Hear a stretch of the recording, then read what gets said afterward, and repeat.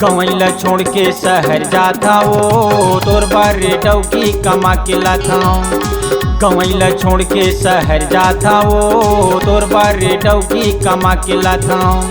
काम बुता करच नहीं कदम खाद, काम बुता करच नहीं कदम खाद। काहे कुछ कहता ता मुहला फुलाए जंगर वाली वो कई के तोला लाए रहे जंगर वाली वो कई के तोला लाए रहे जंगर वाली।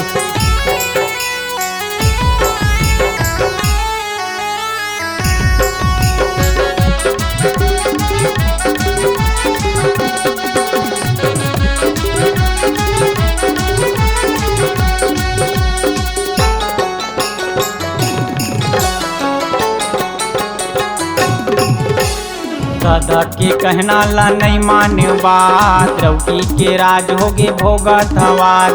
रांधे रे ठंडा रे होगे रे भात, रौकी हा नहीं करऊँ कैसे रे बात। दादा के कहना ला नहीं माने बात, डौकी के राज होगे भोगा थवात। रांधे रे ठंडा रे होगे रे भात, डौकी हा नहीं करऊँ कैसे रे बात। खानी कच बैला पे रावा था वो तोर माया माँ मैं सुखावा था वो। खानी कच बैला पे रावा था वो तोर माया माँ मैं सुखावा था वो। जंगर वाली वो कई के तोला लाए रहे जंगर वाली वो कई के तोला लाए रहे जंगर वाली।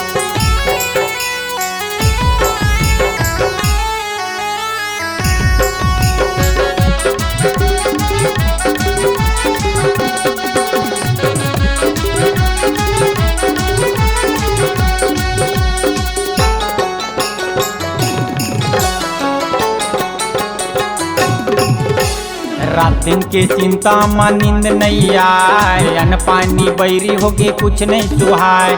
चौकी हा बैठे बैठे अड़बड़ मोटा, लइका के माया माँ मैं हाँ सुखाए। रात दिन के चिंता में नींद नहीं आए, अन्न पानी बैरी होके कुछ नहीं सुहाय।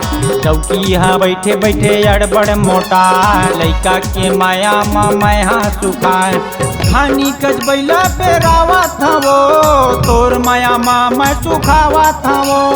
खानी कच बैला पे रावा था वो तोर माया माँ मैं सुखावा था वो। जंगर वाली वो कई के तोला लाए रहे जंगर वाली वो कई के तोला लाए रहे जंगर वाली। काम बुता करच नहीं कदम खाद, काम बुता करच नहीं कदम खाद। काहे कुछ कहता ता मुहला फुलाए जंगर वाली वो कई के तोला लाए रहे जंगर वाली वो कई के तोला लाए रहे जंगर वाली वो कई के तोला लाए रहे जंगर वाली वो कई के तोला लाए रहे जंगर वाली वो कई के तोला लाए रहे जंगर वाली।